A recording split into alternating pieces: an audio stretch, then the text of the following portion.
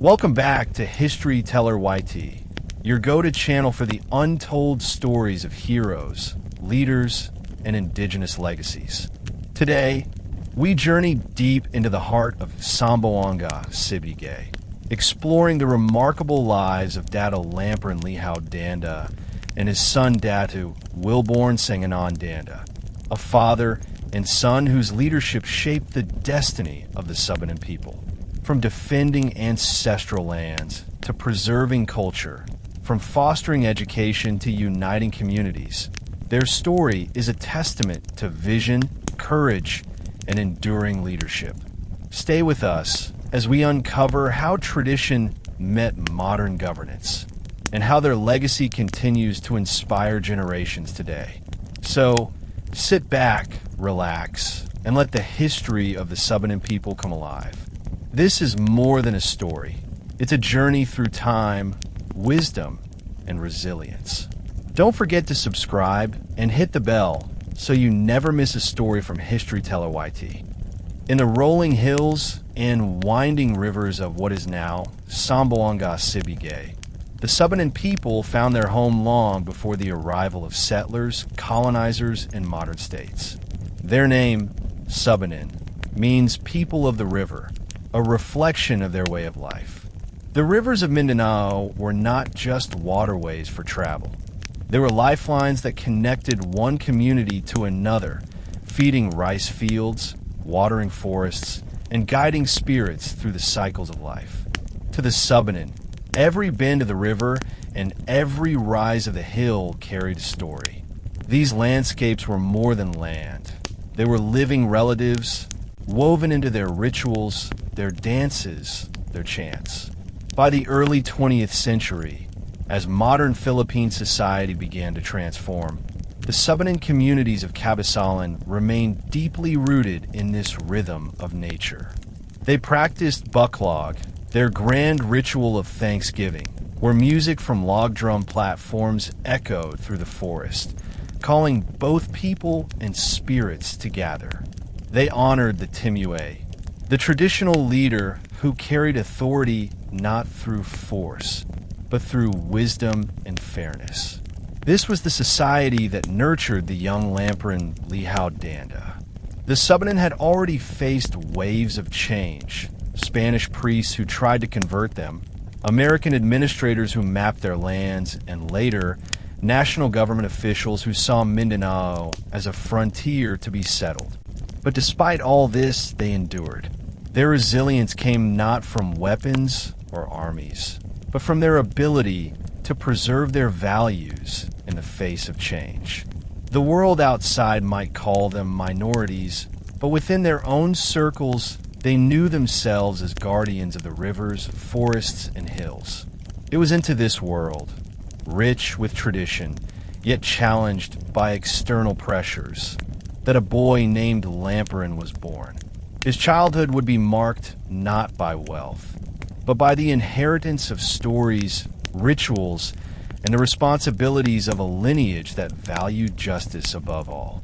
The Danda family was one of the respected lineages among the Subanen of Kabasalan. Leadership was not inherited like a crown, but certain families carried a reputation for wisdom, fairness, and service.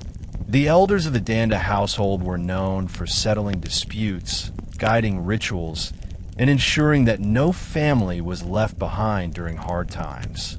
From these roots grew Lamparan Lihao Danda, a child who would listen closely to the conversations of the elders as they debated matters of land, farming, and kinship. Unlike many children, he did not only play along the riverbanks. He also absorbed the rhythm of community dialogue, where decisions were made slowly, with patience, and always with the well-being of the group in mind. The Subanen understood leadership differently from the outside world. To them, a true leader was not the loudest voice, nor the strongest warrior. He was the one who could balance the interests of families, who could calm anger, who could prevent unnecessary conflict. This principle was deeply impressed upon young Lamparan. His father and uncles reminded him that the Timue was a servant first and a figure of authority only because the people allowed him to be. In this way, the Danda lineage became known as a family that upheld justice without favoritism. As he grew older, Lamparan's reputation among his peers was clear. He was thoughtful, patient, and always ready to share what he had. While other boys might boast of strength, Lamparan was admired for his ability to listen.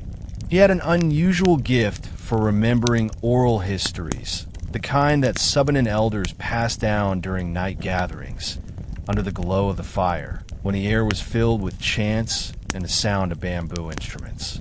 These stories of ancestors who defended their people, of spirits who guided the community of struggles against outside forces, formed the foundation of his worldview. The world around Lamparan was shifting rapidly. By the 1930s and 1940s, waves of settlers from Luzon and the Visayas were moving into Mindanao, encouraged by government programs that promoted land for the landless. For the Subanen, this meant that fertile valleys and riverbanks were increasingly occupied by outsiders who measured land not by ancestral memory, but by legal documents and land titles. Forests that had once been sacred were surveyed, divided, and sold. The young Lamparan witnessed these changes with growing concern, even as he was still learning the traditions of his people. World War II further transformed Mindanao. The Japanese occupation reached Zamboanga, and while the Subanen were not the direct target of occupation policies, they felt the hardship of war, scarcity of food, fear of violence, and the disruption of trade. The elders often told children like Lamparan that survival depended on unity, on never abandoning one's community, even when the world seemed unstable. These lessons would stay with him throughout his life. At the same time, education was slowly reaching indigenous communities. Mission schools and public schools opened their doors, though often far from Subanen settlements. Young Lamparan began to see the importance of bridging tradition with the new opportunities of modern society. If the Subanen were to survive the coming storms of migration, politics, and commerce, they would need leaders who understood both worlds, the traditional ways of the Timue and the modern ways of government. Even in his youth, Lamparan felt that this might be his calling. He was not destined for a life of quiet farming alone. He was being shaped to carry the voice of his people into a future filled with both danger and possibility. As the 20th century moved forward, Mindanao became known across the Philippines as a land of promise. Politicians in Manila and local leaders from other islands spoke of Mindanao as the land of opportunity, a fertile frontier waiting to be cultivated. Yet for the Subanen, the Maguindanao, the Tazig, and other indigenous groups who had lived there for centuries, Mindanao was not an empty frontier. It was already a homeland, carefully tended and guarded by generations who understood the land as sacred inheritance. The government encouraged migration from Luzon and the Visayas to ease population pressures elsewhere in the country. Families from Cebu, Bohol, Iloilo, and other provinces sold what little land they had and took longboat rides to Zamboanga and Cotabato, dreaming of bigger farms and better futures. They carried plows, carabaos, and seeds, believing they would start anew in the south. The settlers were not enemies to the Subanen. Many were poor, hard-working families themselves. But the system that brought them often ignored the existence of ancestral domains. To the settlers, land was measured in hectares and titles. To the Subanen, land was measured in memory and stewardship. This difference in worldview led to inevitable conflict. Hills and river valleys that had always been understood as ours by the Subanen were suddenly marked as public land by government officials. Settlers filed for ownership, and slowly, the Subanen's living space shrank. The newcomers cleared forests for farms, sometimes disrupting sacred sites where rituals had been performed for generations. For a young observer like Lamparan Danda, these changes were deeply troubling. He saw both sides, the settlers eager to survive, and the Subanen confused and displaced in their own homeland. From these early encounters, he began to realize that leadership in his time would not only mean guiding one's own community. It would mean negotiating peace and understanding between cultures that saw land in entirely different ways. If migration was the first wave of change, resource extraction was the second, and perhaps the more destructive. By the 1950s, logging companies had secured government concessions to cut vast tracts of Mindanao's forests. To the companies, these forests were profit. To the Subanen, they were life itself. The rivers flowed clean because of the forests, the animals thrived in their shade, and the people found medicines, food, and building materials among the trees. But large trucks and saws cared nothing for sacred groves or ancestral balance. Logging did not simply strip trees. It tore through the spiritual heart of Subanen culture. The sound of chainsaws replaced the songs of birds, and rivers began to clog with mud after heavy rains. Elders worried that the spirits would abandon the land, and many younger Subanen saw for the first time how fragile their world could become in the face of modern industry. Settlers, too, were caught in this storm. While some benefited from jobs in logging companies, many others lost access to clean water, fertile soil, and reliable hunting grounds. For young leaders like Lamparan, these developments were warnings. He learned that outside forces, often backed by powerful figures in government, could change a community's fate overnight. The Subanen could not rely on isolation to protect themselves. They would need stronger voices, stronger organization, and leaders who could engage with the political systems that controlled land and resources. The Danda household often discussed these matters at night, with elders lamenting the destruction and urging their children to prepare for harder times ahead. These lessons planted the seeds of Lamparan's later advocacy. He began to imagine leadership not just within the framework of tradition, but within the broader context of municipal and provincial governance. If the Subanen were to defend their homeland from unchecked exploitation, they would need leaders who could speak the language of both Timue and Mayor, both ritual and law. This realization would become central to his life's work. By the mid-20th century, national politics had begun to transform the landscape of Mindanao as much as settlers and logging had. The government was reorganizing provinces, towns, and municipalities, creating new political boundaries that often ignored traditional indigenous territories. For the Subanen, who were used to fluid boundaries defined by rivers and mountains, the drawing of lines on a map was both confusing and threatening. Suddenly, ancestral villages fell under the authority of municipal officials who had little knowledge or concern for Subanen traditions.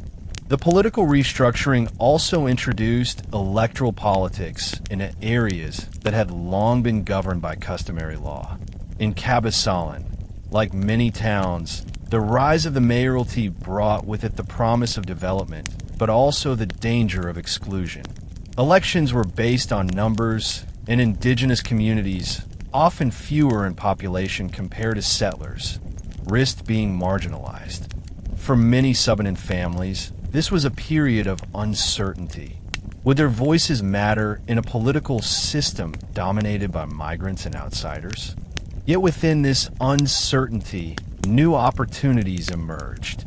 Some Subanen leaders realized that if one of their own could rise to political office, the community might gain a stronger shield against displacement. Young men who had studied in schools or had exposure to the outside world were increasingly seen as potential bridges between tradition and modernity. In this climate, Lamparan Lihao Danda's name began to surface. He was known not only as a son of the respected Danda lineage, but also as someone who had a clear mind, a calm heart, and the ability to mediate between groups. Elders whispered that perhaps he was the one who could carry the Subanen voice into the halls of local government. This period of political restructuring, therefore, became the crucible in which Lamparan's leadership would be tested. He was still young, but the stage was being set. The settlers, the logging companies, the government, and the Subanen themselves were all searching for stability. Into this storm, a leader would soon rise, and his name would be remembered for generations. The Subanen way of leadership had always been rooted in service, not in ambition. Atimue was chosen by consensus, respected because he embodied fairness and compassion. In his early adulthood, Lamparan Lihao Danda lived by these same values. Even before he entered formal politics, he was already seen as a natural mediator. When families argued over farmland boundaries or disputes arose during trade, villagers often sought Lamparan's presence. He was not the eldest nor the wealthiest, but he had a gift for listening deeply. He would allow both sides to speak at length, asking careful questions, never rushing to judgment. When he finally offered his words, they were measured, calm, and balanced, often leaving both parties satisfied, even if sacrifices had to be made. This ability did not go unnoticed. Settlers, who sometimes felt unsure about how to approach the Subanen, also turned to him for guidance.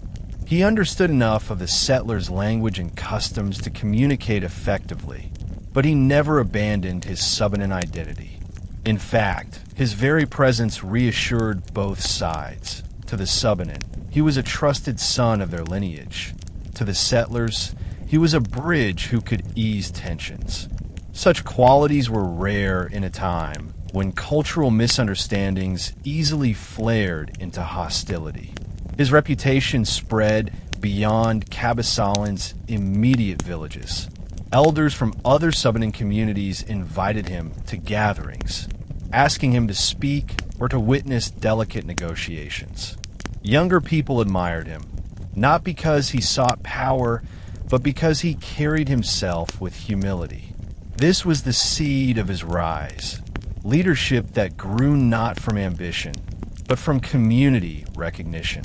The more he served, the more people trusted him. The more he listened, the more voices turned to him. By the late 1950s, Lamparan was already being spoken of as someone who could move beyond customary leadership and enter the realm of formal governance. He was becoming more than a local Timue. He was becoming the recognized voice of the Subanen in a rapidly changing world.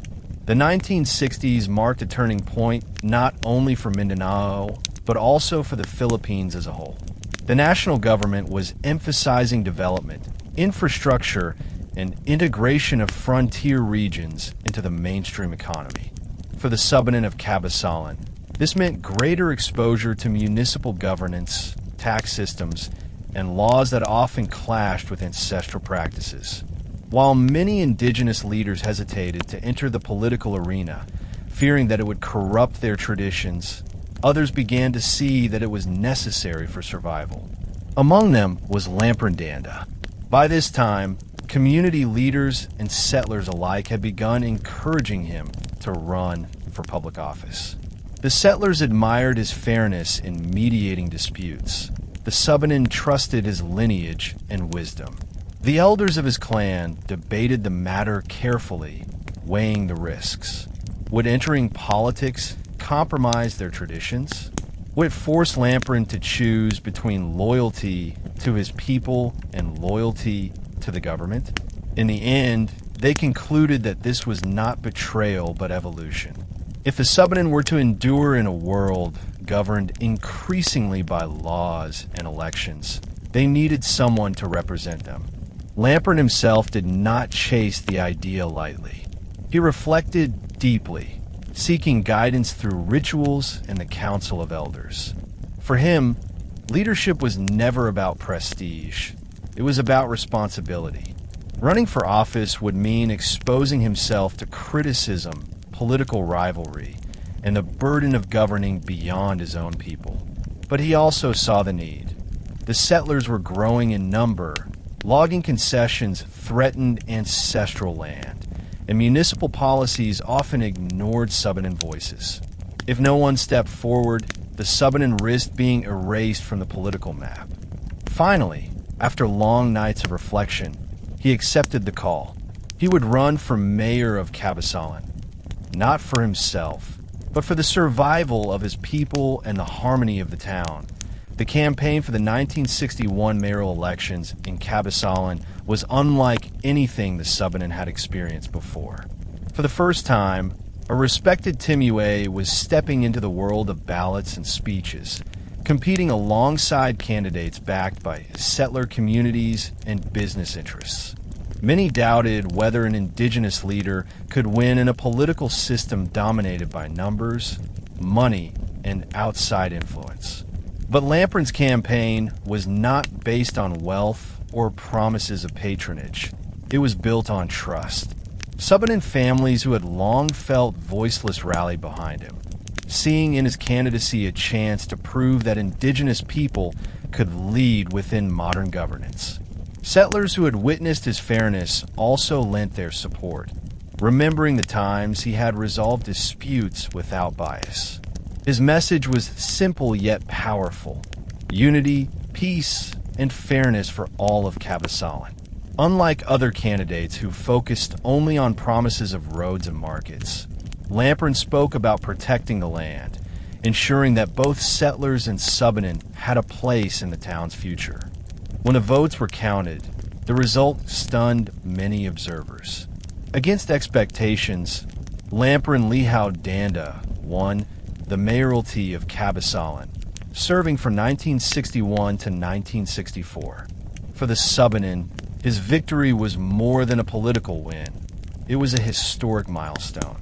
For the first time, one of their own had entered the formal structures of governance, carrying their voice into municipal halls where decisions about land, education, and trade were made. It was proof that tradition and modernity could meet, not in conflict, but in balance. For Lamparan himself, the victory was not cause for celebration, but for reflection. He knew that the real work was only beginning. To be mayor was not a prize.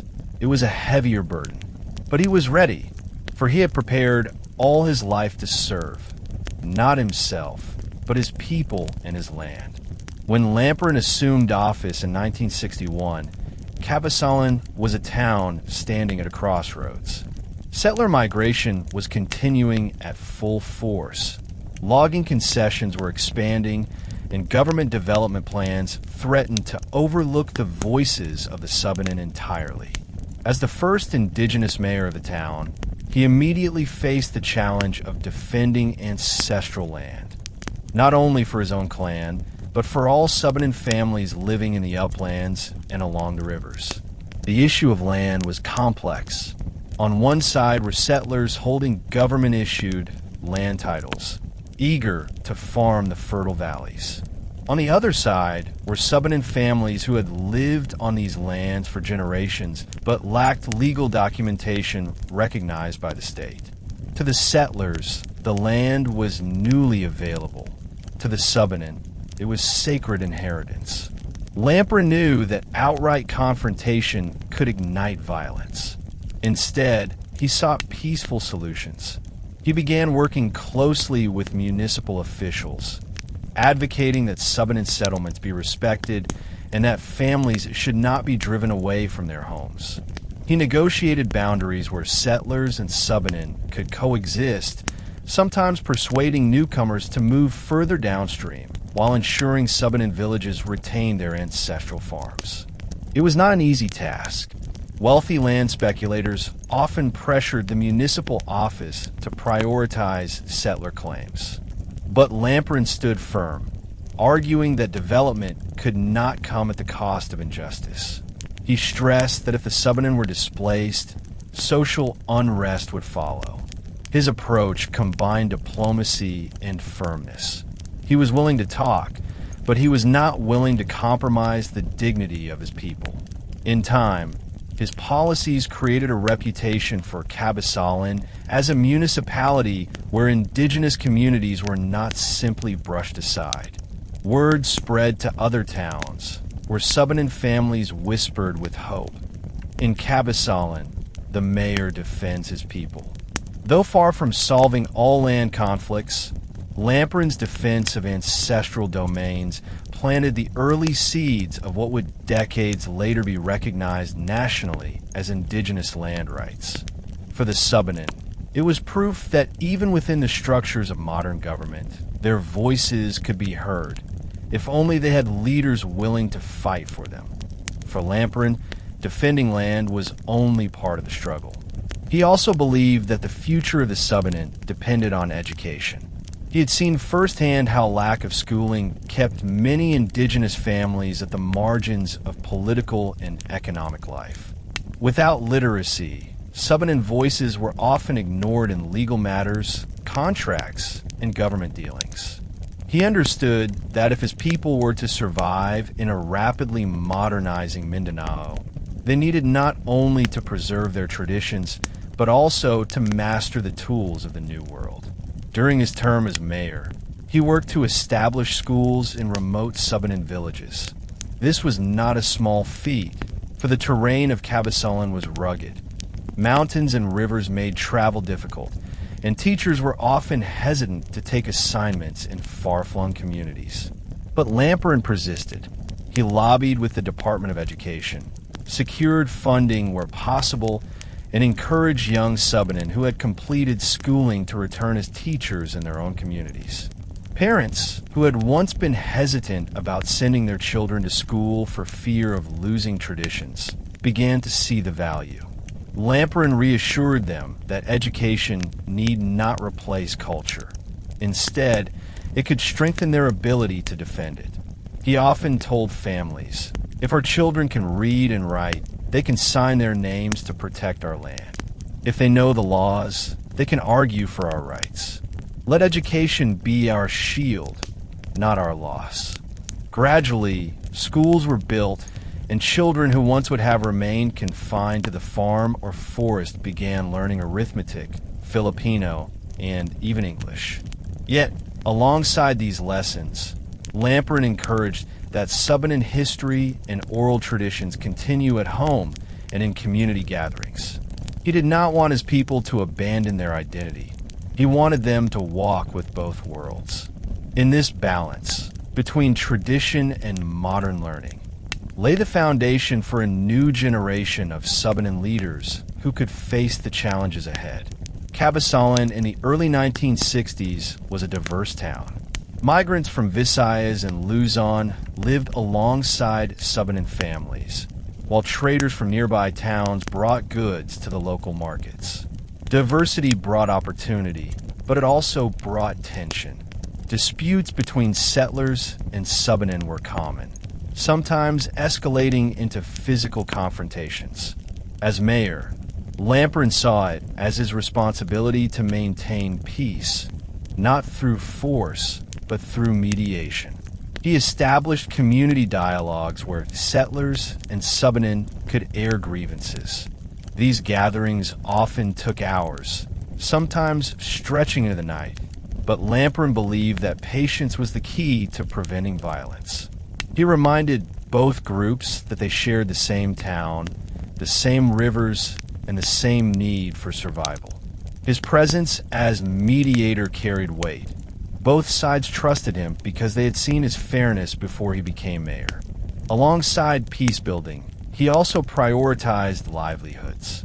He supported agriculture by promoting access to seeds and farming tools for Subanen families. He improved local trade by organizing markets where farmers and fisherfolk could sell their produce.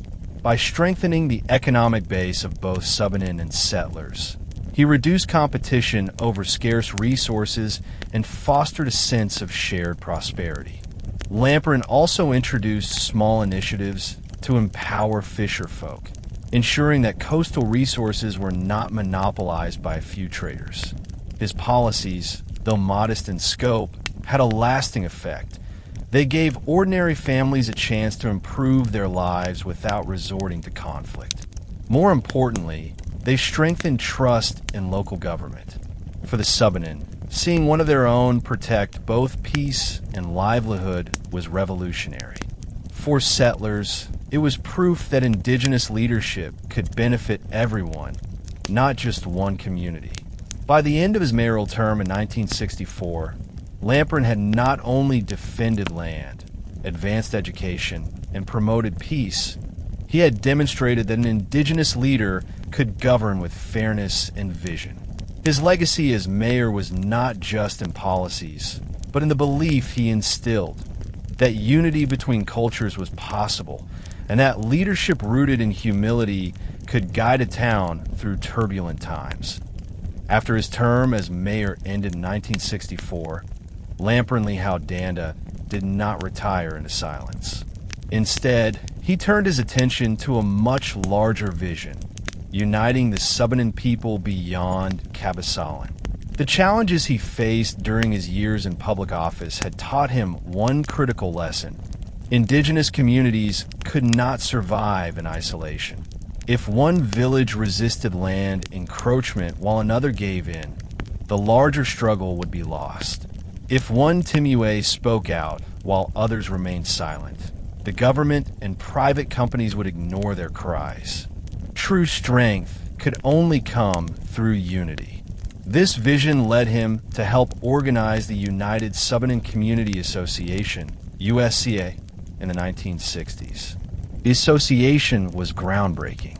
For centuries, Subanen communities had lived in scattered settlements along rivers and hills across the Zamboanga Peninsula. While they shared rituals, beliefs, and kinship ties, there was rarely a centralized voice to represent them all. USCA was created to fill that gap, a platform where Subanen leaders could meet, share concerns, and speak collectively in dealing with government agencies and outside forces. Lamparan was one of the most active figures in this movement. His reputation as a fair mediator and his experience as a mayor made him a natural leader. Through USA, he began visiting distant Subanen villages, sometimes traveling for days across rivers and mountains to encourage unity. He reminded elders and youths alike that the threats they faced, loss of land, marginalization in politics, cultural erosion, were not isolated problems. They were common struggles, and only a united response could protect their heritage. The birth of USCA also marked a turning point in Subanen history. For the first time, indigenous voices from different towns and provinces could present themselves as one. They were no longer fragmented groups easily ignored by local governments. Instead, they were becoming a movement that carried the seeds of what, decades later, would be recognized as the fight for ancestral domain rights. Lamparan, though humble in demeanor, was at the heart of this transformation, planting unity where once there had been silence. The success of USCA did not happen overnight. Subanen communities were diverse and scattered across vast distances. Each had its own elders, its own histories, and its own ways of dealing with settlers and authorities. Bringing them together required patience, persistence, and a leader who could inspire trust. Lamparan embraced this challenge wholeheartedly. He organized meetings where leaders from different Subanen villages could gather, often in central locations accessible by river. These meetings were more than political assemblies. They were cultural gatherings. Families brought food to share, musicians played bamboo instruments, and elders told stories that reminded everyone of their shared identity. Through these gatherings, Lamparan emphasized that their strength lay in their collective heritage. They were not simply isolated mountain people, as outsiders sometimes described them. They were part of a great riverine civilization that stretched across the peninsula, bound by tradition and responsibility to the land. Solidarity also meant overcoming local rivalries. In some areas, disputes over territory or leadership had created divisions among Subanen groups. Lamparan worked tirelessly to mediate these conflicts, reminding leaders that the true threat came from outside forces seeking to exploit their lands and resources. He urged them to set aside differences and stand as one people. His arguments carried weight because he himself embodied humility. He did not seek to dominate USCA. Instead, he encouraged shared leadership where every community's voice mattered. Through USCA, Subanen leaders began to interact more confidently with provincial and national officials. When government representatives visited, they no longer encountered scattered voices, but a unified council capable of presenting demands and negotiating agreements. This new strength gave the Subanen a seat at the table, and while their struggles were far from over, they had gained something invaluable: recognition that they were not a people to be ignored. Most profound contributions of USCA and of Lamparan's leadership within it was its early advocacy for what would later be called ancestral domain rights. At a time when Philippine law had no provisions recognizing indigenous ownership of land, Lamparan and his fellow leaders were already articulating the principle that their people had a right to their ancestral territories. They argued that these lands were not empty resources for exploitation, but living spaces tied to memory, culture, and spiritual meaning. Lamparan often explained this idea in simple but powerful terms. "We do not own the land," he would say. "The land owns us. We're only caretakers. Our children and our children's children depend on how we care for it today." This philosophy resonated deeply with Subanen communities, but it also began to catch the attention of sympathetic officials, church workers, and scholars who recognized the justice of their cause. Through USCA, petitions were drafted, meetings were held with municipal councils, and alliances were formed with other indigenous groups facing similar struggles. These efforts did not result in immediate legal victories, but they laid the groundwork for the future. Decades later, when the Philippine government passed laws like the Indigenous Peoples' Rights Act, IPRA, of 1997, they were building on a vision first championed by leaders like Lamparan. For the Subanen, this advocacy was nothing less than revolutionary. It gave them hope that their traditions and their rights could survive in the modern world.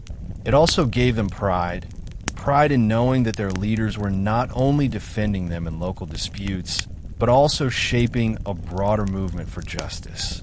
By the time the 1970s arrived, Lamparan Lihao Danda had already secured his place in history as both a community leader and a pioneer in the struggle for indigenous rights. His work in USCA ensured that the Subanen voice would echo far beyond the hills of Kabasalan, becoming part of the larger story of the Philippines. When Datu Lamparan stepped into leadership beyond his mayoral post, he carried what many would call a double burden. On one side was his role as a Timue, a traditional Subanen leader whose authority was rooted in ancestry, ritual, and the spiritual guardianship of the land. On the other side was his role as a recognized official within the structures of modern governance: municipal councils, provincial committees, and community associations. Balancing these two worlds was not easy. Many indigenous leaders of his generation struggled when faced with the intrusion of bureaucracy and modern politics. Some resisted entirely, choosing to remain in the purely traditional sphere. Others abandoned tradition and assimilated into the new order. But Lamparan chose a different path. He became a bridge between the two. He recognized that the survival of Subanen culture depended on maintaining ancestral traditions. Rituals like the bucklog, the sacred gatherings where communities renewed their bonds with the spirits of the land, were non-negotiable. He ensured that these practices continued, often leading ceremonies himself or supporting local elders who carried the knowledge of chants, dances, and offerings. To Lamparan, these were not just cultural displays. They were the spiritual foundation of Subanen identity. Without them, the people would lose their compass. Yet he also saw that ritual alone could not defend their rights in a rapidly changing Philippines. Land titling, municipal ordinances, and development projects were being decided in the language of modern governance. To protect his people, Lamparan had to speak that language as well. He attended government meetings in formal attire, prepared petitions, and sometimes even debated with lawyers or officials who underestimated indigenous leaders. His ability to switch between these two roles, ritual elder in the forest, statesman in the town hall, was remarkable. Few could embody both worlds with such ease. This balancing act gave the Subanen a unique advantage. Unlike communities who resisted all forms of engagement with the state, the Subanen of Kabasalan had a leader who could defend tradition while also navigating modern politics. Through Lamparan, they learned that their identity was not a barrier to progress. It was a strength that could guide them through the challenges of a modernizing world.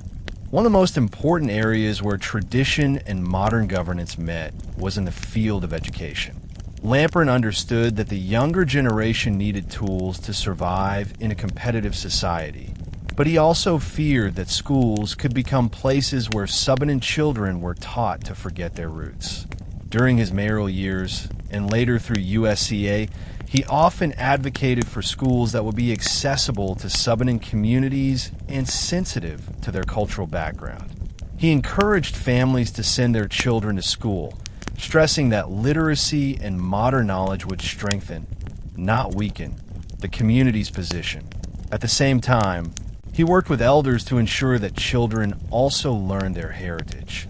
Many evenings in Kabasalan villages were filled with storytelling sessions where elders recounted tales of ancestors, spirits, and the meaning of sacred places.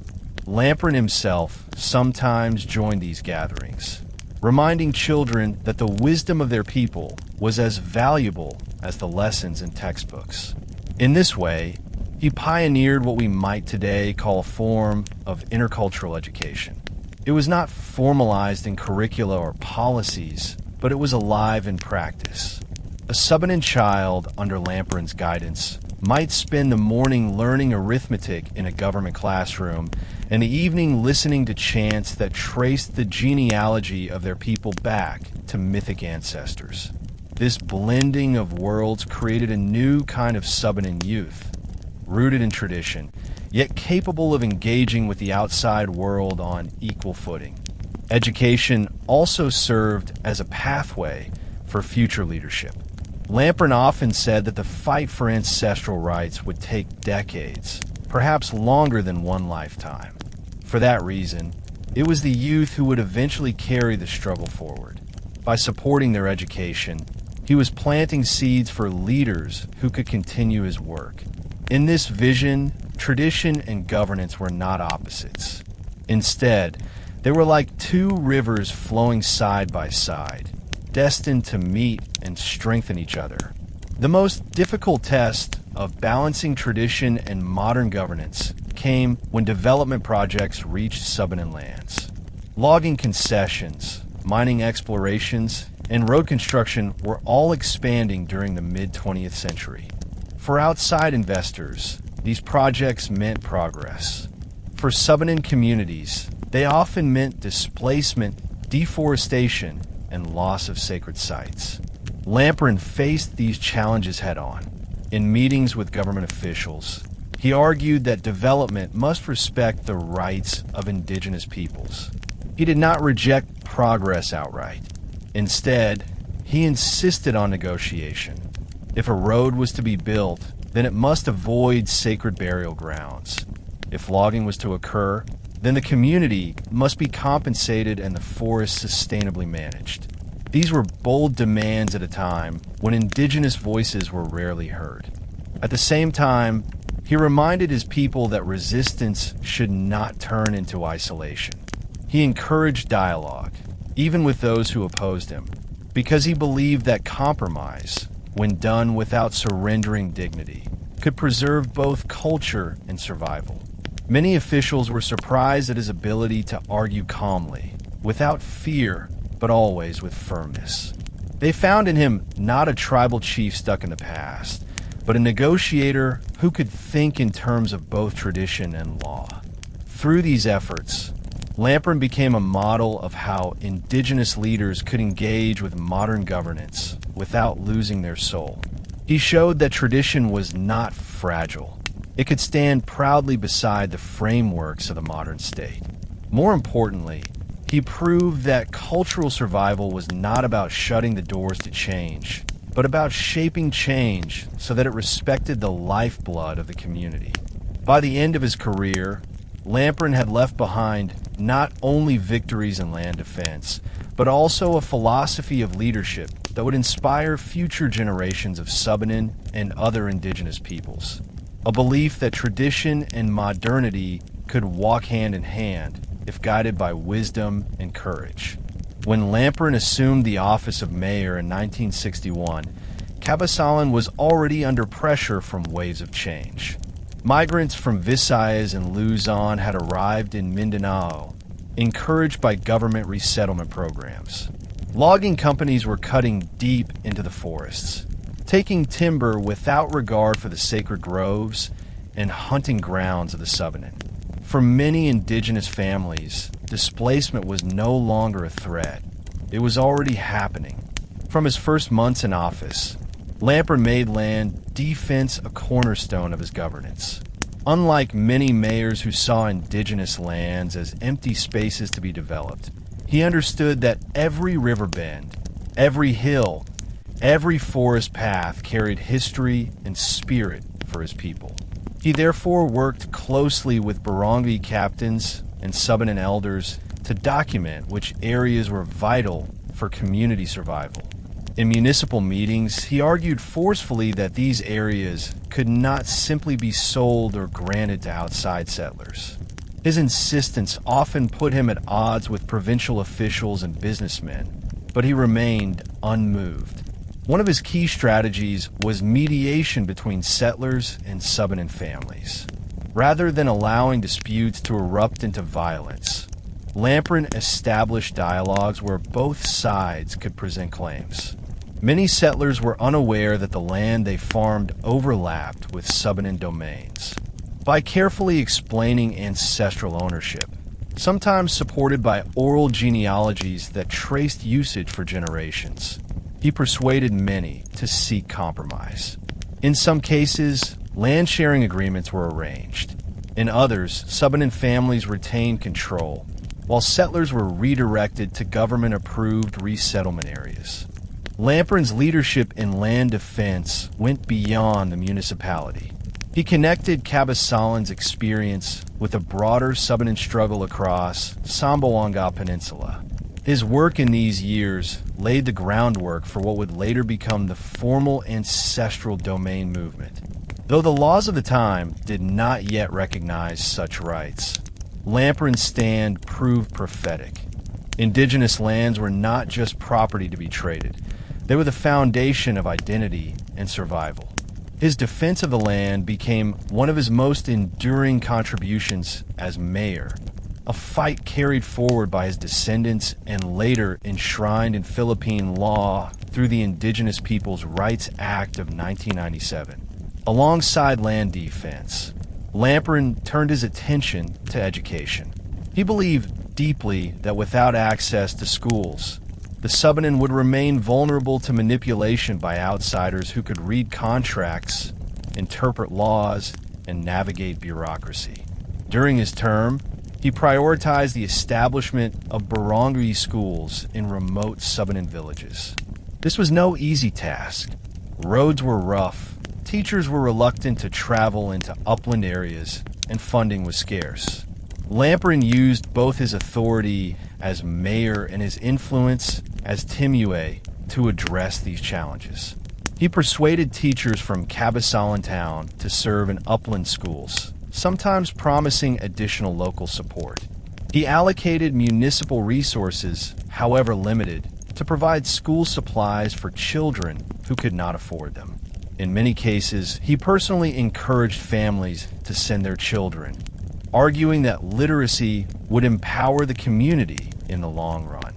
At the same time, he ensured that education did not erase Subanen identity. He worked with elders to encourage evening storytelling and cultural instruction so that children would remain grounded in tradition even as they learned in government classrooms. Parents who feared that schooling might lead their children away from ancestral ways were reassured by his promise. Education will not take your children from you. It will give them the strength to defend what is yours. This balance made Kabasalan stand out. While other indigenous communities in Mindanao saw declining enrollment or cultural alienation, the Subanen of Kabasalan experienced a unique blend. Modern education reinforced by traditional teaching at home. Lamparan's vision anticipated today's calls for culturally sensitive education. He understood, long before policymakers, that indigenous knowledge and modern learning could coexist. His efforts ensured that the next generation would not only read and write, but also carry the wisdom of their ancestors. Perhaps the most remarkable achievement of Lamparan's mayoral years was his role as a peacemaker. The early 1960s in Mindanao were tense. Land disputes often escalated into violent confrontations between migrants and Lumads. In many towns, clashes broke out that left deep scars on communities. But in Kabasalan, Lamparan's steady leadership prevented large-scale conflict. His method was dialogue. He believed that even the most bitter disputes could be softened by face-to-face conversation. He organized meetings where settlers and Subanen leaders sat in the same circle, speaking through translators if needed, until agreements could be reached. These gatherings were not always easy. Tempers flared, accusations flew, but Lamparan's calm authority often restored balance. People trusted him because he was fair.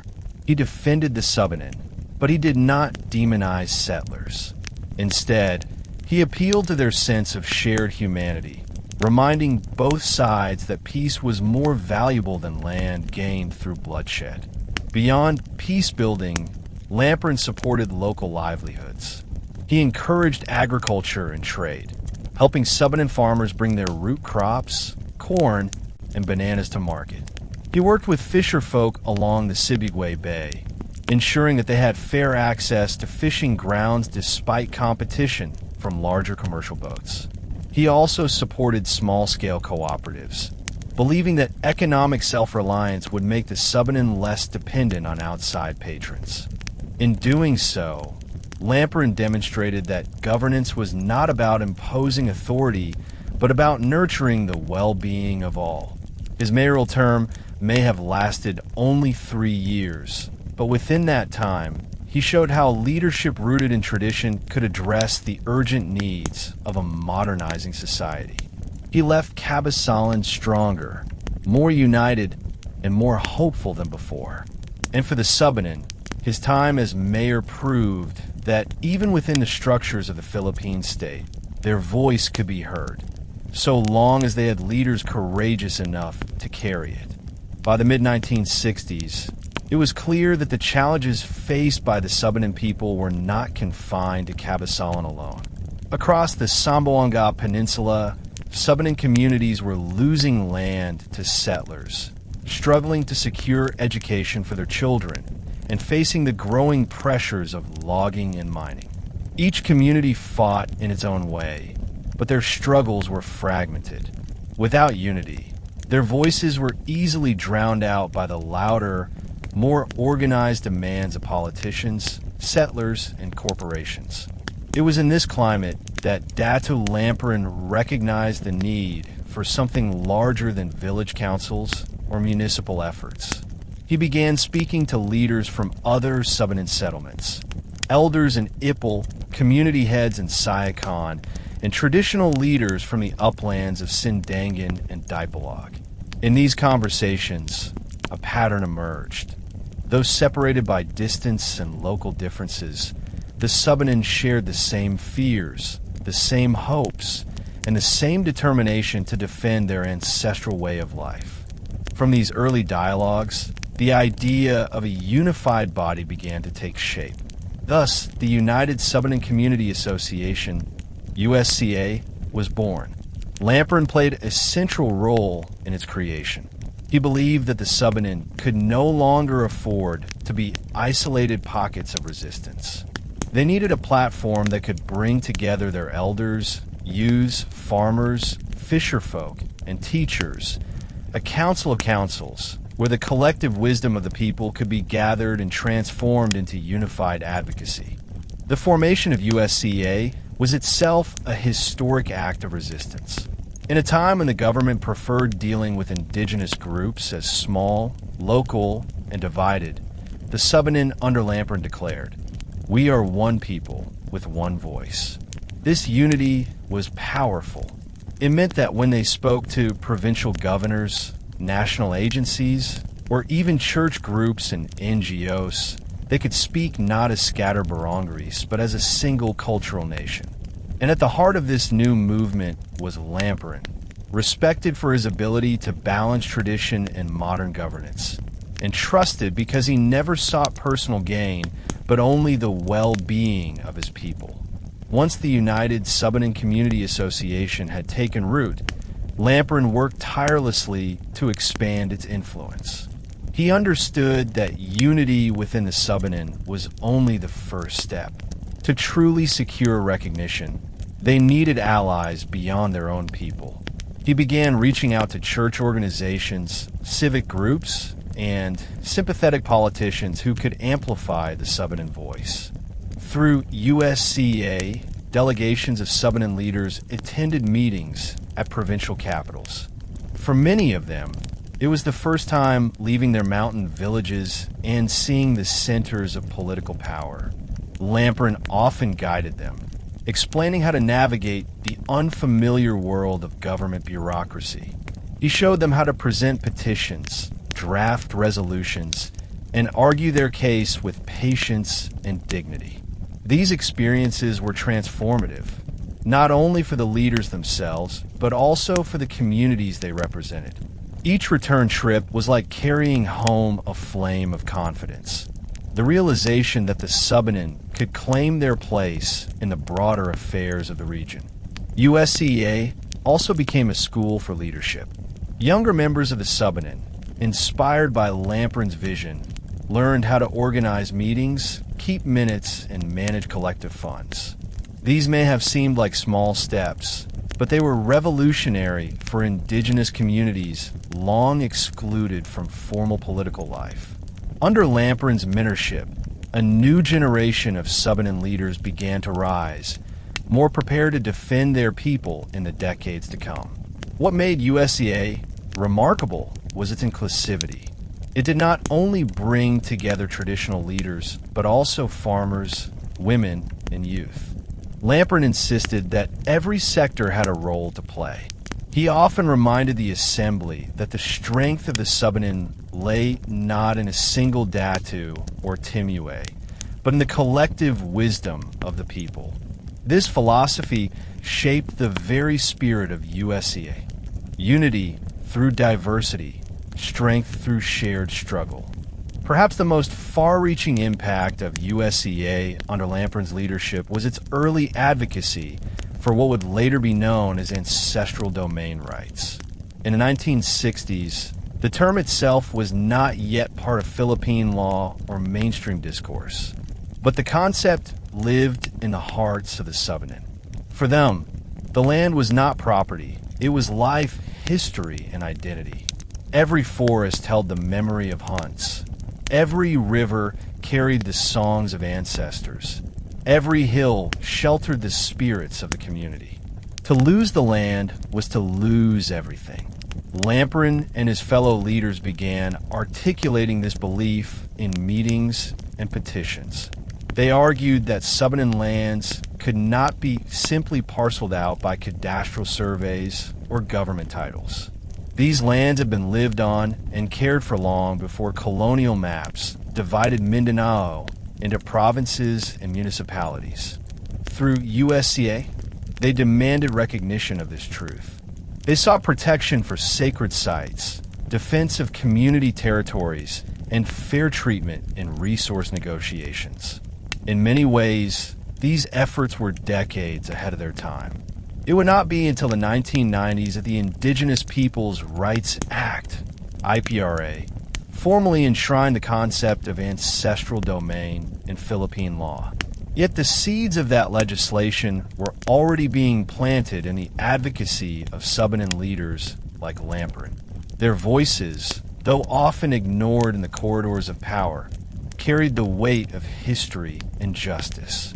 By establishing USCA, Lamparan gave the Subanen a platform from which to assert these claims. Even if immediate victories were rare, the very act of speaking as one people shifted the balance. It was no longer easy for outsiders to dismiss the Subanen as scattered communities without influence. Now, they were an organized movement with leaders who could speak with clarity, courage, and vision. And at the center of it all was Datu Lamparan Lihao Danda, a man who had transformed his role from local mayor to regional advocate, from guardian of Kabasalan to defender of the entire Subanen nation. Even after his tenure as mayor ended in 1964, Lamparan's role as a leader did not fade. In many ways, it became even more significant. Without the formal restrictions of public office, he was free to operate as a mediator in conflicts that extended far beyond the boundaries of Kabasalan. He became the person that both Subanen and non-Subanen trusted when disputes threatened to spiral out of control. During these years, Mindanao was experiencing heightened tensions. Land disputes intensified as settlers claimed larger tracts of territory, sometimes with government backing, sometimes with private force. Armed clashes were not uncommon, and in certain areas, indigenous communities were caught in the middle of broader conflicts involving Muslim groups, settler militias, and the state. It was in this volatile landscape that Lamparan's gift for mediation shone. When disputes arose, be they over farmland, fishing grounds, or logging concessions, Lamparan would travel, sometimes for days, to sit with the parties involved. He did not impose quick solutions. Instead, he listened. He let each side present their grievances fully, often late into the night. Once everyone had spoken, he would carefully restate the issues, ensuring that nothing was misunderstood. Only then would he suggest possible paths forward. His calm, deliberate approach diffused anger and built trust. People came to say that Lamparan carried an aura of fairness. Settlers respected him because he never dismissed their hardships, while the Subanen trusted him because he never compromised their dignity. He embodied what traditional Subanen leadership was meant to be. Not command from above, but balance between competing needs. His work as a mediator prevented violence on multiple occasions, saving lives and preserving fragile harmony in a land too often torn apart by division. Beyond mediation, Lamparan saw himself as a guardian of Subanen culture. He understood that leadership was not only about politics or economics, it was also about protecting the soul of the people. In the 1960s and 1970s, many indigenous traditions across Mindanao were under threat. Missionary schools, government programs, and modernizing forces often dismissed Lumad rituals as backward or superstitious. Younger generations were encouraged to abandon their ancestral ways in favor of assimilation. But Lamparan resisted this erasure. He actively supported the continuation of sacred rituals like the bucklog, one of the most important ceremonies of the Subanen. The bucklog was more than a dance or celebration. It was a renewal of ties with the spirit world, a recognition of the ancestors, and a reaffirmation of the community's unity. At a time when many leaders were hesitant to uphold these rituals in the face of outside criticism, Lamparan stood firm. He insisted that the identity of the Subanen could not be reduced to economic activity or political participation. It was inseparable from their spirituality and cultural expressions. He also encouraged the preservation of oral histories. Subanen elders were custodians of stories that traced back generations, carrying knowledge about the origins of the people, the meaning of sacred sites, and the lessons of past struggles. Lamparan often invited these elders to speak at gatherings, ensuring that the youth heard the stories directly. In this way, he bridged the gap between past and future. For him, culture was not a museum artifact to be admired from afar. It was a living force that guided daily life. He believed that without culture, political victories would be hollow. Land could be defended, schools could be built, but if the people forgot who they were, then they would be truly lost. As guardian of culture, Lamparan gave the Subanen something even more precious than legal recognition. He gave them continuity of identity. What set Lamparan apart from many leaders of his generation was his vision. He did not only react to problems as they arose. He thought ahead, imagining what the future might demand of the Subanen people. In conversations with fellow leaders, he often spoke about the need to prepare for changes that might not come in his lifetime, but would surely arrive for his children and grandchildren. He foresaw, for example, that land rights would one day become a national issue. Long before the passage of the Indigenous Peoples' Rights Act, IPRA, in 1997, Lamparan was already articulating the principle that indigenous peoples must have legal recognition of their ancestral domains. He understood that oral traditions and spiritual claims, while powerful within the community, would not be enough in a system dominated by written law and bureaucratic procedure.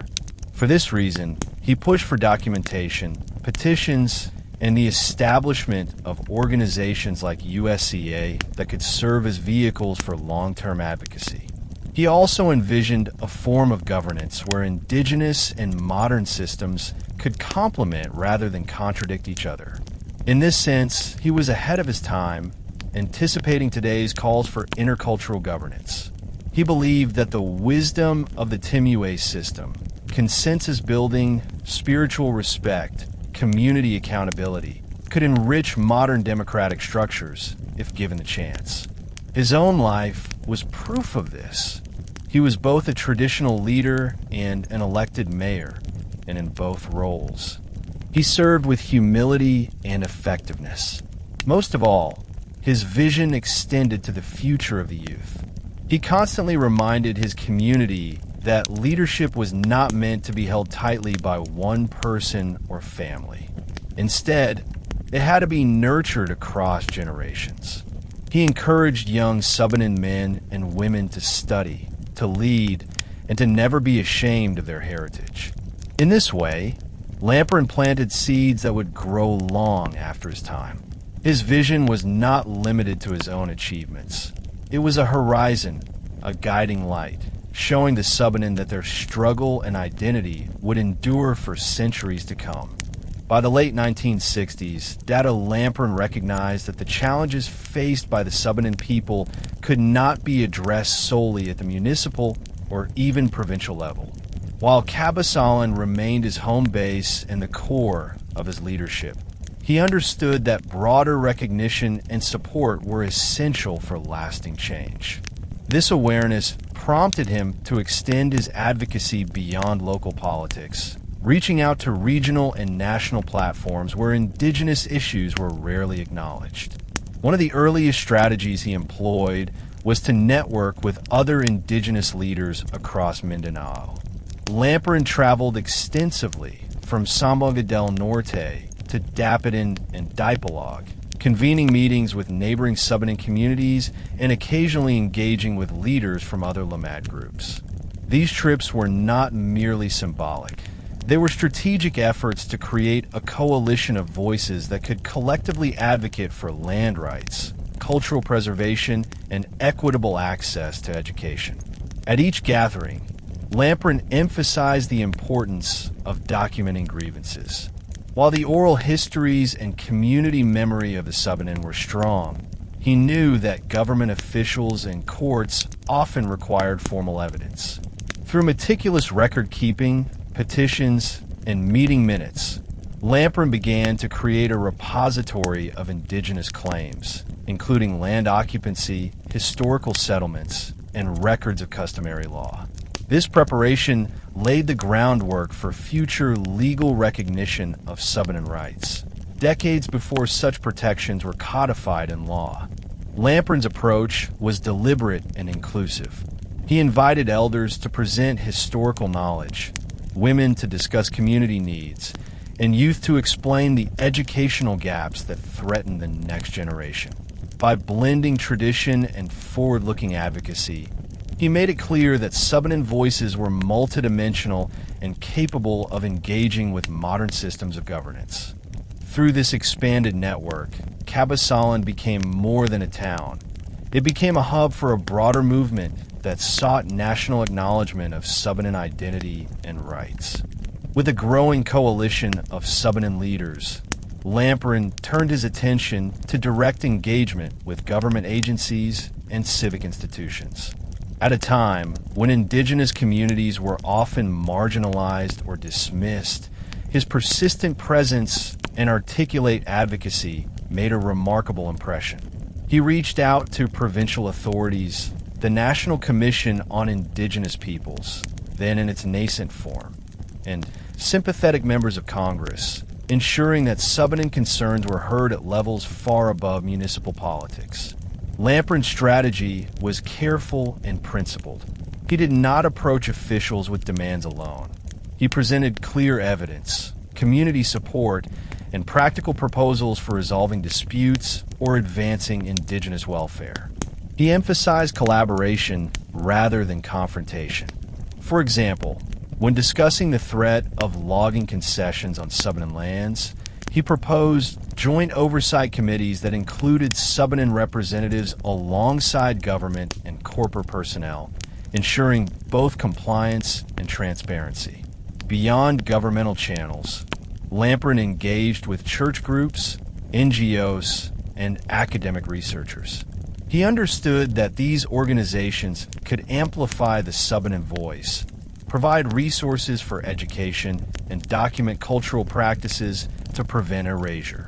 Scholars from the Cultural Center of the Philippines and universities occasionally accompanied him on field visits, recording oral histories, rituals, and customary practices. Through these collaborations, Lamparan ensured that Subanen culture and rights were not invisible in the national discourse. He became a respected figure not only within his community, but also among those working on indigenous advocacy nationwide. His ability to navigate both traditional and modern spheres gave him a unique advantage.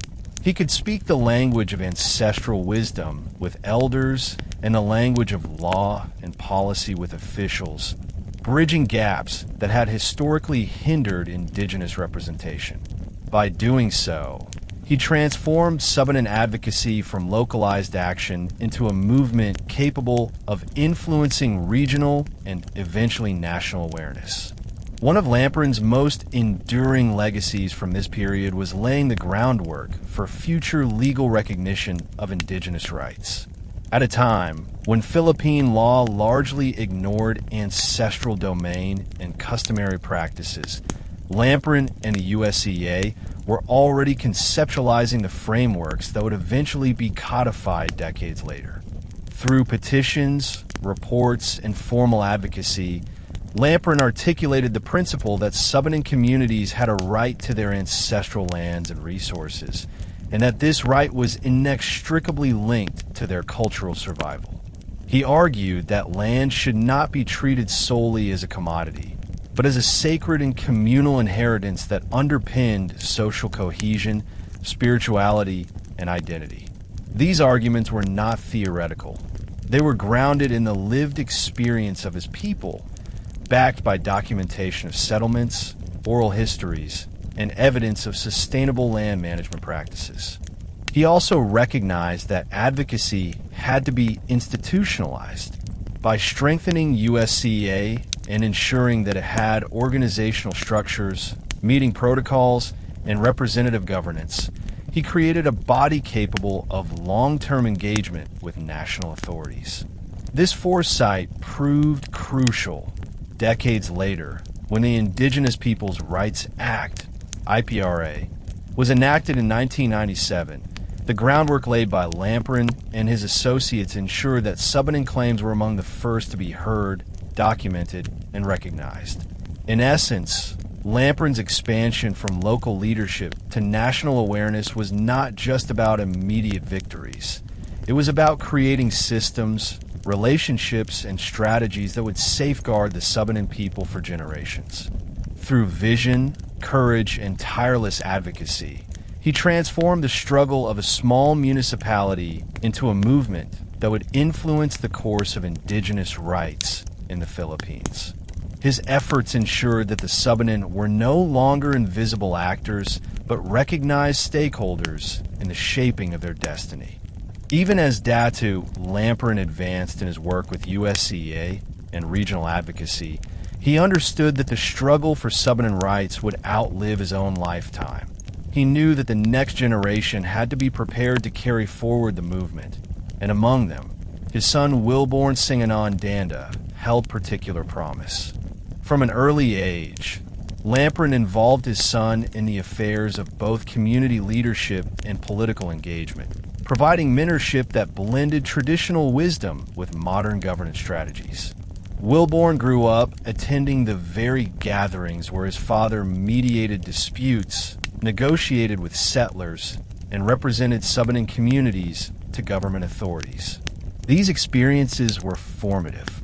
He observed firsthand how leadership required patience, humility, and the ability to navigate both traditional and bureaucratic spheres. Lamparan frequently emphasized to his son that true leadership was not about prestige or titles, but about service, fairness, and vision. He taught that every decision, whether about land disputes, school development, or cultural ceremonies, must be made with the welfare of the community in mind. Education also played a central role in this mentorship. Lamparan encouraged Wilborne to pursue formal schooling, ensuring he gained literacy, administrative skills, and knowledge of government procedures. But he balanced this with immersion in Subanen culture. Evenings were often spent listening to elders recount oral histories or participating in rituals that connected them to the land. By blending formal education with cultural grounding, Lamparan ensured that his son would be equipped to bridge the gap between traditional Subanen leadership and the requirements of modern governance. This mentorship was not merely about passing down knowledge. It was about cultivating a mindset. Lamparan consistently reminded Wilborne that leadership was relational, one led not through coercion, but by building trust and demonstrating integrity. He instilled in his son the understanding that the Subanen struggle required both patience and courage, and that victories might take decades rather than months. In this way, the father prepared the son not only to inherit positions of authority, but to inherit a philosophy of leadership rooted in service, foresight, and community responsibility.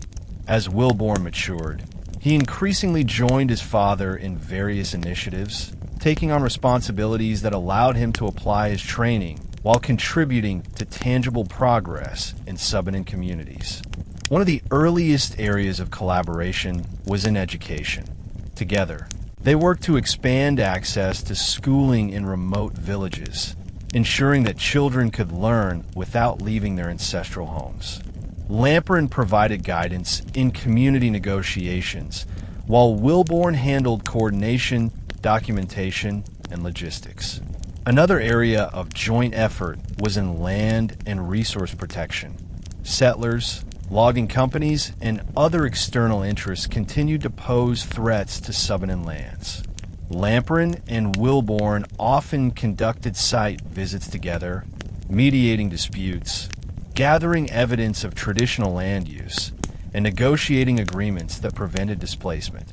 The father-son team became renowned in the region for their ability to combine cultural knowledge with strategic negotiation skills. They were able to present claims grounded in ancestral history while navigating the formal structures of municipal and provincial governance. Their partnership extended to broader organizational advocacy through USCA. Lamparan relied on Wilborne to maintain records, coordinate communication between villages, and attend meetings with emerging regional and national institutions. This division of labor was strategic. While Lamparan retained the authority and moral weight of experience, Wilborne brought energy, literacy, and administrative skill to the table. Together, they exemplified how multi-generational leadership could strengthen the capacity of a community to respond to external pressures. The collaboration was more than familial. It was an institutional strategy to ensure the continuity of Subanen advocacy across generations. One of Lamparan's most enduring goals in collaborating with his son was institutional continuity. He understood that individual leadership, no matter how exemplary, could not sustain a movement alone. By mentoring Wilborne and involving him directly in community, municipal, and regional work, Lamparan ensured that knowledge, relationships, and advocacy strategies would be transferred seamlessly. In practical terms, this meant that Wilborne was prepared to assume formal roles in governance and leadership while remaining grounded in Subanen tradition. When he eventually became a board member of Zamboanga Sibugay, 2000 to 2013, and later vice mayor of Kabasalan, 2010 to 2013, Wilborne carried forward the principles instilled by his father, prioritizing indigenous rights, strengthening education, protecting ancestral lands, and fostering community unity. The mentorship had thus succeeded in its purpose, not merely producing a successor, but cultivating a leader capable of translating traditional values into effective political action. Moreover, Lamparan's collaborative approach demonstrated a model for other Subanen families and communities. Leadership was not a solitary endeavor. It could be nurtured across generations. By combining experience with emerging talent, tradition with education, and vision with execution, the father-son team illustrated how sustainable leadership could safeguard both cultural identity and practical interests. This approach ensured that the Subanen movement would continue to thrive long after Lamparan's own lifetime, securing his legacy not only in memory, but in action. Through this intergenerational partnership, the Subanen people witnessed a living demonstration of their values: respect for elders, cultivation of knowledge, protection of the land, and dedication to community. Lamparan's collaboration with Wilborne stands as a testament to the enduring power of mentorship, foresight, and the careful blending of tradition with modern leadership principles. The foundation laid by Datu Lamparan Lihao Danda prepared Wilborne Sanghanan Danda for the responsibilities he would assume in the early 2000s. While he grew up immersed in Subanen culture and traditional leadership practices, his formal entry into politics began with his election as board member of Zamboanga Sibugay, 2000 to 2013. This period marked a turning point not only for Wilborne, but for the entire Subanen community, as they now had a leader who could carry ancestral values into the formal structures of provincial governance. Wilborne's political approach reflected the mentorship of his father. He emphasized community consultation, holding regular assemblies with Subanen elders, farmers, fisherfolk, and youth to understand their needs before making policy decisions. This participatory method ensured that governance was grounded in the lived experiences of the people rather than imposed from above. He frequently noted that his father had taught him that a leader's legitimacy depended on the trust and consent of the community, a lesson he implemented diligently in his tenure. One of Wilborne's early achievements was advocating for land protection measures. Building upon the documentation and advocacy systems developed under Lamparan's guidance, he worked to formalize ancestral domain claims, liaising with both municipal offices and national agencies. He ensured that Subanen territories were clearly demarcated and legally recognized, preventing encroachment by settlers, commercial enterprises, and resource extraction projects. These actions were crucial in protecting not only the physical land, but also the social and spiritual foundation of Subanen society. Wilborne's work demonstrated a continuity of leadership. The vision of his father was now paired with political authority capable of achieving tangible, lasting results. Education and community development remained central to Wilborne's political agenda, reflecting the values instilled by his father. Recognizing that access to quality education was still uneven across the Subanen communities, he championed initiatives to establish more schools in remote barangays and improve existing facilities. He pushed for the recruitment and retention of qualified teachers willing to serve in upland villages, while also supporting programs that integrated cultural instruction alongside formal curricula. Wilborne understood that economic sustainability was equally important. He supported cooperative farming programs, local trade initiatives, and fishing regulations designed to strengthen livelihoods.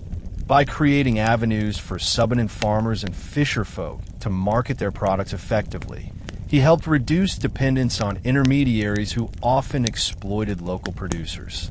These policies combined economic empowerment with cultural preservation, reflecting the same philosophy his father had championed. Progress should enhance, not erode, indigenous identity.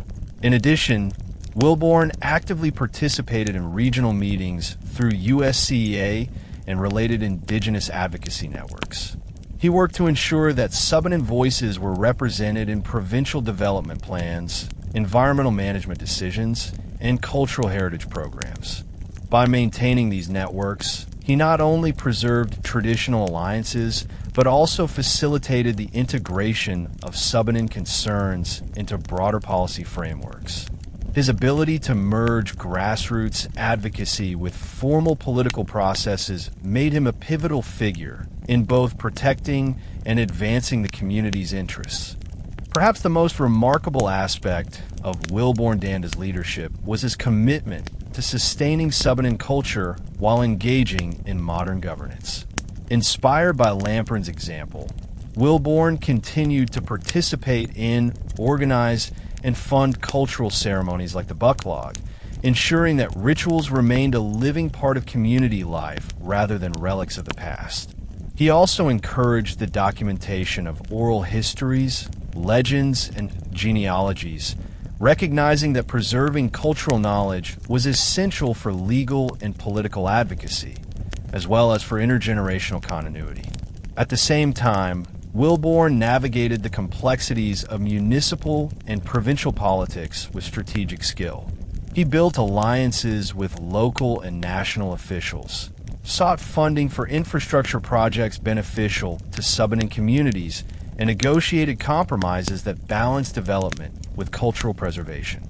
In doing so, he exemplified a model of leadership where tradition and modernity complemented each other rather than competed. Through his tenure, Wilborne reinforced a central lesson from his father. Leadership is not about personal power, but about community service and foresight. By advocating for ancestral land, promoting education, strengthening economic opportunities, and preserving culture, he ensured that the Subanen had both a voice and presence in contemporary governance. His political achievements thus represent a continuation and expansion of Lamparan's legacy, ensuring that the struggle, identity, and aspirations of the Subanen would endure into the 21st century. The work initiated by Datu Lamparan Lihao Danda in the 1960s and continued by his son Wilborne Sanghanan Danda eventually evolved into formal mechanisms for protecting Subanen rights and interests. While early advocacy was largely community-driven, the duo recognized that without institutionalization, gains could be temporary and vulnerable to political shifts. They sought to transform grassroots efforts into structured frameworks capable of enduring across generations. The United Subanen Community Association, USCA, originally formed to unify local leaders and mediate land disputes, began to function increasingly as a quasi-institutional body under their guidance. Lamparan provided the moral authority and traditional legitimacy, while Wilborne brought procedural rigor, administrative skills, and formal documentation necessary to engage with government agencies. Through USCA, the Subanen established protocols for registering claims, submitting petitions, and maintaining continuous dialogue with local and provincial authorities. This was a significant departure from prior efforts, which had relied primarily on oral testimony and informal negotiation. The institutionalization process also extended to education and cultural preservation programs. USCA, under their leadership, facilitated the establishment of formal partnerships with schools and educational authorities, ensuring that curricula for Subanen children incorporated both literacy and cultural knowledge. They created committees to oversee resource allocation, monitor school attendance, and advocate for teacher support in remote communities. By embedding community oversight within formal educational structures, they ensured that the Subanen retained agency over how knowledge was transmitted to future generations. Furthermore, Lamparan and Wilborne's efforts formalized land protection mechanisms. Land boundaries and ancestral claims were systematically documented and verified, creating legally recognizable evidence of ownership and use. This methodical approach strengthened the Subanen's position in negotiations with settlers, logging companies, and government agencies, demonstrating a sophisticated understanding of both tradition and law. The process institutionalized rights in a way that was both culturally resonant and administratively robust, bridging the gap between indigenous knowledge and modern governance. As their work matured, Lamparan and Wilborne increasingly engaged with provincial and national authorities to secure formal recognition of Subanen rights. At a time when indigenous claims were often overlooked or dismissed, their persistent advocacy was groundbreaking. They presented well-documented reports, petitions, and oral histories to provincial governors, members of Congress, and early iterations of what would become the National Commission on Indigenous Peoples, NCP. The father-son duo emphasized the principle that Subanen lands were not merely economic resources, but sacred territories intrinsically tied to cultural identity, spiritual practices, and social cohesion.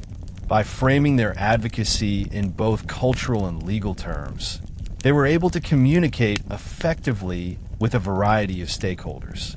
Their approach demonstrated that indigenous knowledge could be compatible with formal legal systems, provided it was systematically presented and backed by credible documentation. The groundwork laid by Lamparan and Wilborne anticipated the Indigenous Peoples' Rights Act, IPRA, of 1997, which recognized ancestral domains, cultural heritage, and self-determination of indigenous communities. Although the law was enacted decades later, their efforts ensured that the Subanen were among the first communities whose claims could be formalized under this framework. Through continuous lobbying, capacity building, and strategic alliance with other Nomad groups, they elevated the Subanen struggle from local concerns to a national issue, positioning the community as a model for indigenous advocacy across the Philippines.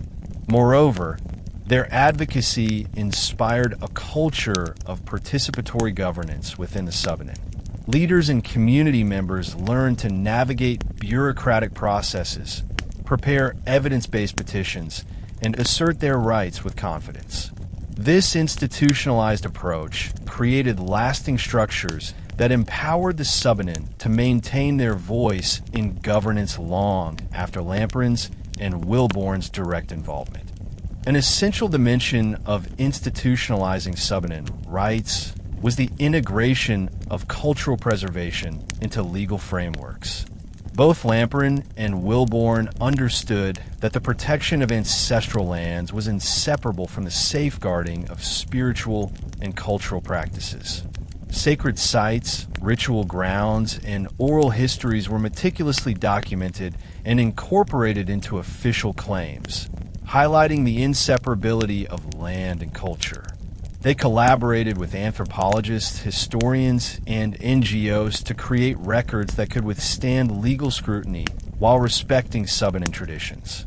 This included mapping ancestral domains, recording oral genealogies, and documenting sacred sites like burial grounds, rivers, and ceremonial forests. These efforts not only reinforce claims to ancestral lands, but also ensure that future generations would have documented access to cultural knowledge and ceremonial practices. By embedding cultural elements into legal advocacy, Lamparan and Wilborne achieved a dual purpose. On one hand, they provided evidence necessary for governmental recognition and legal protection. On the other hand, they reinforced the community's cultural identity, ensuring that modernization and development did not erode traditional knowledge. Their approach became a pioneering model for other indigenous groups in Mindanao, demonstrating that legal recognition and cultural preservation could be mutually reinforcing rather than mutually exclusive. Through these integrated strategies, Lamparan and Wilborne transformed Subanen advocacy from a reactive, community-based struggle into a sophisticated, institutionalized movement.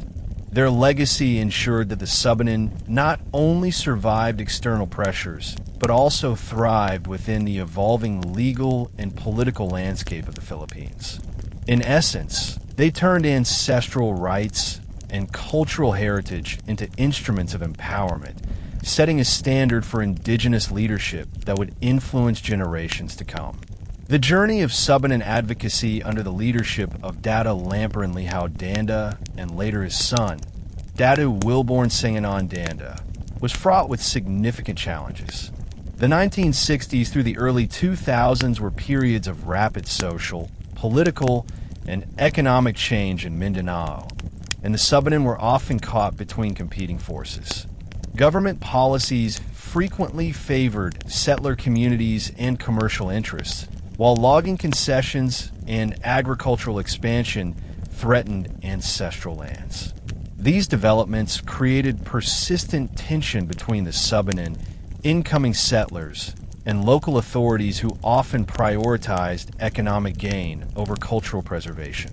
Lamparan, in particular, faced the delicate task of mediating disputes without alienating any party. He needed to protect Subanen lands while maintaining relationships with municipal and provincial officials. These negotiations were complex and required a deep understanding of both Subanen customs and formal legal systems. Failure to navigate these tensions could result in displacement, loss of access to resources, or violent conflict. Despite the challenges, Lamparan employed patience, empathy, and strategic foresight to address conflicts. He frequently traveled between villages, listening to grievances, validating concerns, and developing solutions that balanced tradition with practicality. For Wilborne, the challenges took on a political dimension as he entered formal governance structures. Elected as a board member of Zamboanga Sibugay and later vice mayor of Kabasalan, he had to work within bureaucratic constraints while advocating for Subanen rights. Resistance often came from officials unaccustomed to considering indigenous perspectives or from powerful stakeholders with vested interests in land and resources. Yet, Wilborne consistently applied the principles imparted by his father: evidence-based advocacy, community consultation, and respectful negotiation. Their combined approach ensured that Subanen voices remained influential despite systemic pressures. Beyond political challenges, the Subanen community also faced cultural and educational obstacles. Modernization and external influences threatened to erode traditional knowledge, oral histories, and spiritual practices. Many Subanen youth were drawn toward urban centers for education or employment, leaving behind their ancestral communities and weakening the transmission of cultural values. Additionally, literacy gaps in remote areas complicated legal documentation of land claims and hindered effective engagement with governmental agencies. Lamparan and Wilborne addressed these issues through a combination of cultural preservation and capacity building initiatives. Lamparan ensured that rituals like the bucklog were not only maintained, but actively incorporated into community gatherings, teaching younger generations their significance. He also encouraged elders to share stories, genealogies, and traditional laws with youth, blending cultural education with civic awareness. Meanwhile, Wilborne focused on formal education and administrative literacy. He worked to establish schools in remote barangays and provided support for teachers, enabling children to receive formal education without abandoning their cultural roots. Through these efforts, the Subanen developed dual competencies. They could engage with modern governance systems while remaining grounded in ancestral traditions. This approach mitigated the risk of cultural loss and strengthened community cohesion, allowing them to face challenges with both knowledge and resilience. Their success in integrating cultural preservation with educational empowerment became a model for other indigenous communities navigating similar pressures throughout Mindanao.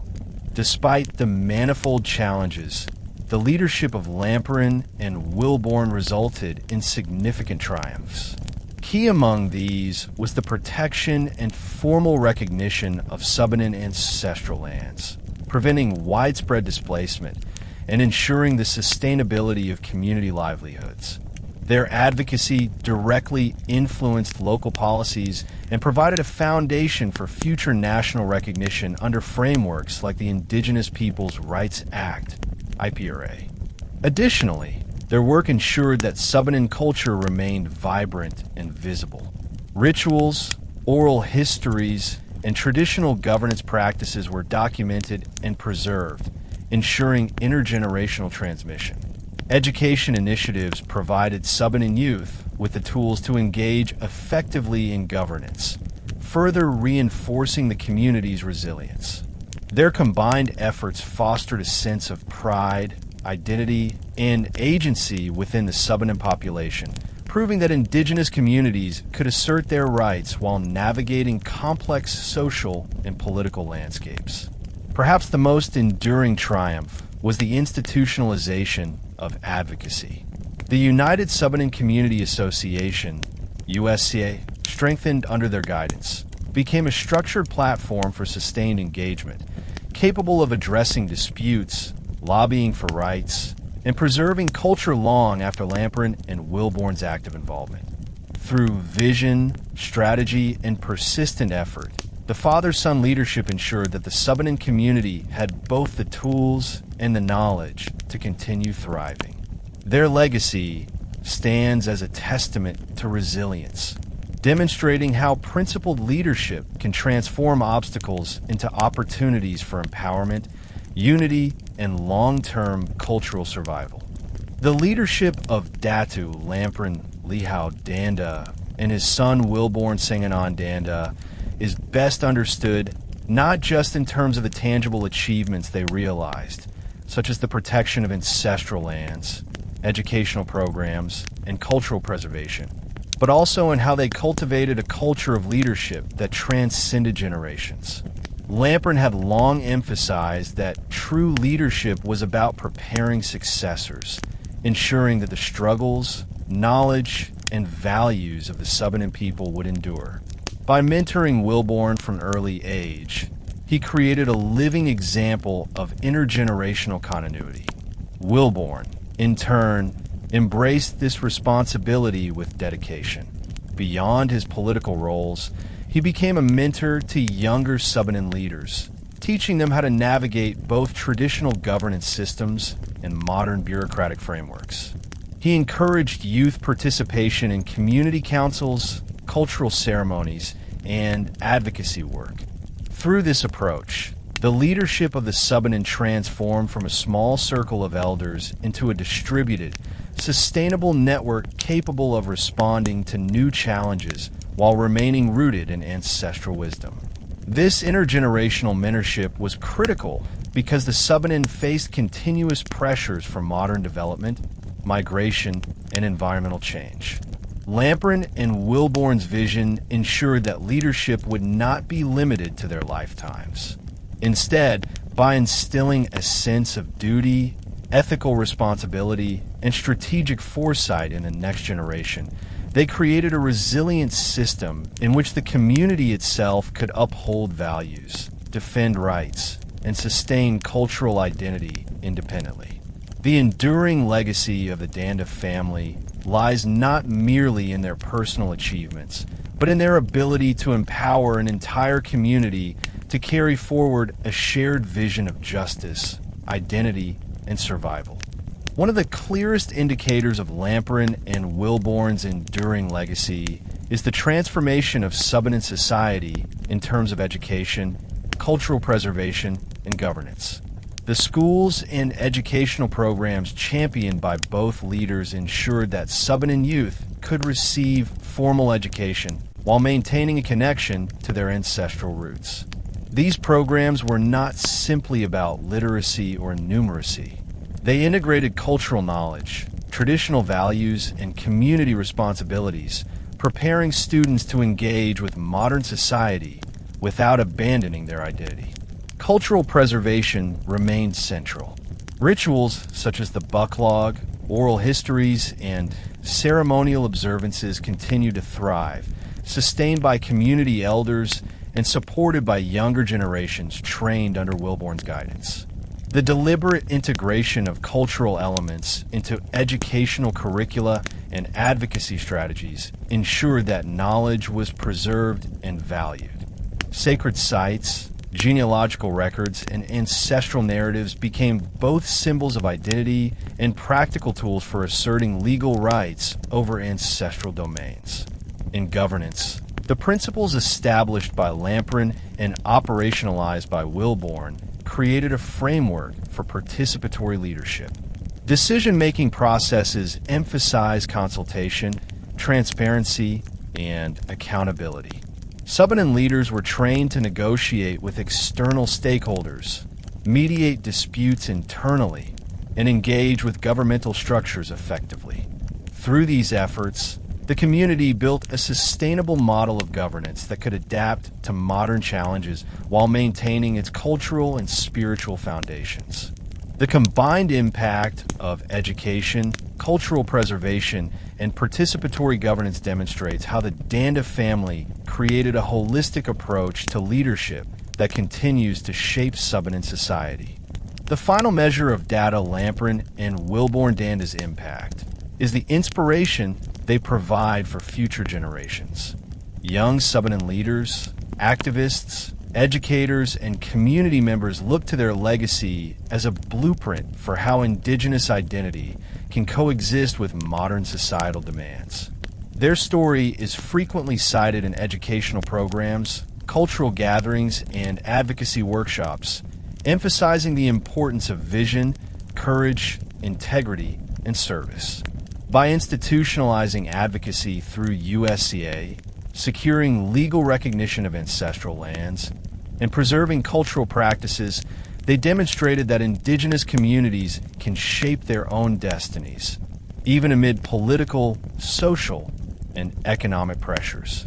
This empowerment goes beyond immediate policy gains. It fosters a sense of confidence, pride, and agency among the youth, encouraging them to take active roles in governance, education, and cultural preservation. Moreover, the Danda legacy serves as a model for other Indigenous groups in the Philippines and beyond. It shows that resilience, strategic planning and intergenerational mentorship can transform community challenges into long-term victories. Lamparan and Wilborne prove that leadership rooted in service, humility, and foresight leave a lasting impact not only on the community of today, but on the generations yet to come. Their story is more than history. It is a living testament to the enduring strength, wisdom, and adaptability of the Subanen people, inspiring future generations to continue the work of protecting their heritage, asserting their rights, and shaping a future grounded in justice and identity. And that concludes the incredible journey of Datu Lamparan Lihao Danda and Datu Wilborne Sanghanan Danda. Today, we witnessed how leadership rooted in service, humility, and vision can protect culture, preserve ancestral lands, and empower communities for generations. The moral of the story is clear. True leadership is not about power, but about service, unity, and foresight. When tradition meets determination, even the toughest challenges can be overcome, and legacies can inspire countless generations. If you enjoyed this story, don't forget to like, comment, and share, and make sure to subscribe to History Teller YT for more untold histories, remarkable leaders, and the wisdom of the past that still guides us today. Join us next time as we uncover another fascinating chapter from the pages of history. Until then, keep exploring, keep learning, and keep honoring the stories that shaped our world.